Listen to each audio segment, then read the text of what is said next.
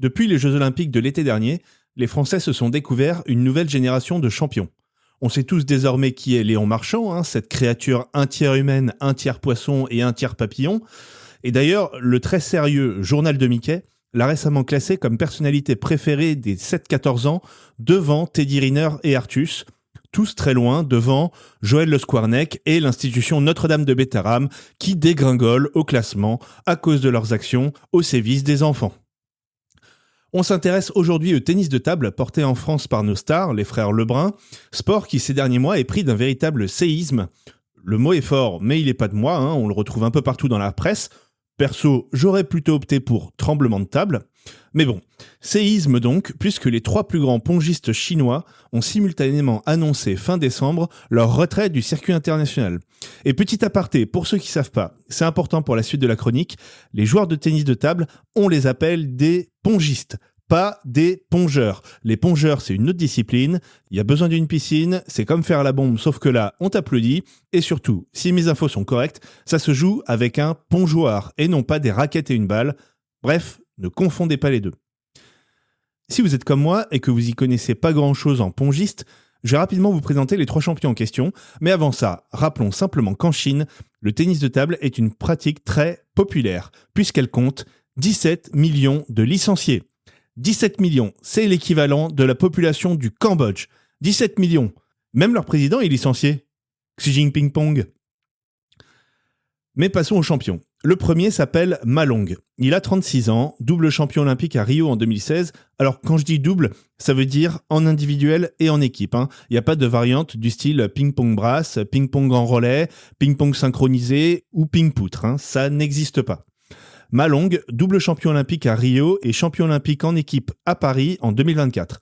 C'est une légende vivante, il est considéré comme le plus grand joueur de tous les temps, l'équivalent de Lionel Messi au foot, Michael Jordan au basket ou Oscar Pistorius en tir au pistolet. Sacré Oscar, bon tireur mais bête comme ses pieds.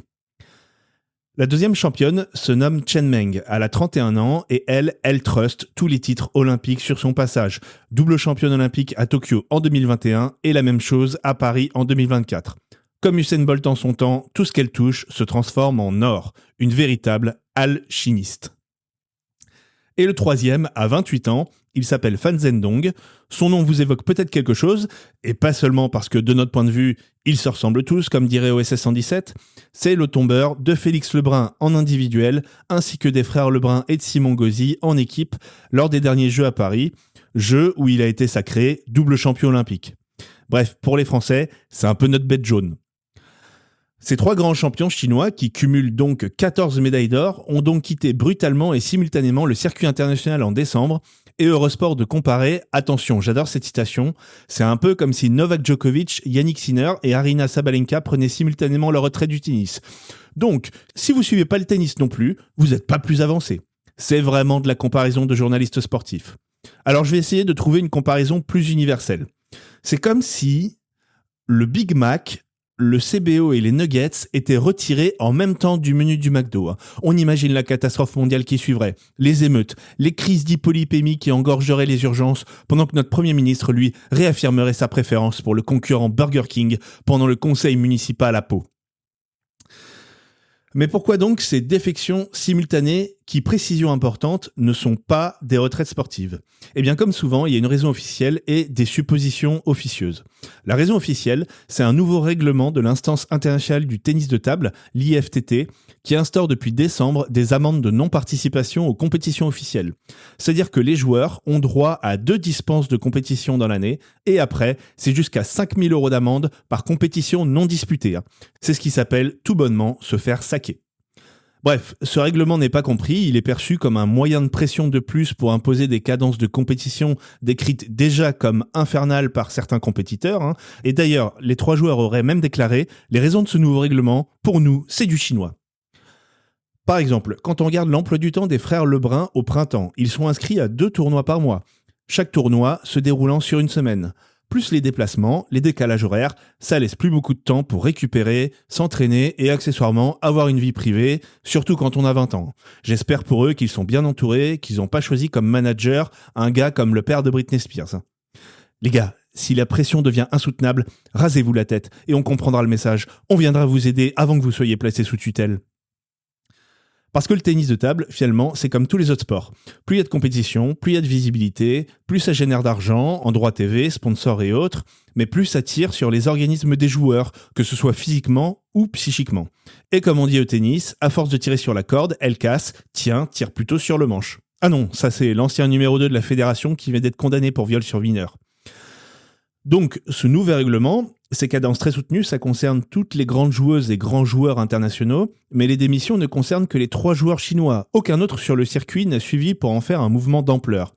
C'est même étonnant qu'une contestation soit initiée par des Chinois. Là-bas, c'est plutôt la culture du Mikado, le premier qui bouge a perdu.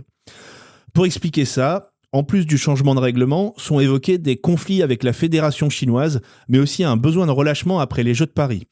Eurosport dit à propos de Fan Zhendong, le double champion olympique a porté tout le poids d'une nation sur ses épaules, il a vécu avec cette pression intense et sa victoire finale à peine célébrée a davantage ressemblé à un soulagement qu'à un accomplissement. D'ailleurs, depuis les JO, il a disputé aucune compétition officielle, il s'est cantonné à d'autres activités plus légères comme décompresser, voyager et réaliser enfin son rêve de créer son entreprise de sonnettes qui feront Zhendong quand le facteur viendra lui livrer un colis. Face à ce séisme qui secoue le monde du tennis de table, l'IFTT a récemment assoupli ses règles, notamment en ce qui concerne les amendes, mais pour l'instant, pas de réaction du côté des 3 joueurs, et notamment de Fan Zhendong, qui sera donc le grand absent de la Coupe du Monde qui commence le 14 avril à Macao. Retenons tout de même le courage de ces 3 joueurs qui, en prenant cette décision radicale, risquée et simultanée, ont attiré l'attention sur les délicatesses de leur sport. On pourrait décliner les problématiques soulevées par cette affaire à beaucoup d'autres milieux. Espérons qu'ils pourront reprendre sereinement la compétition pour ne pas que leur geste se solde par un revers.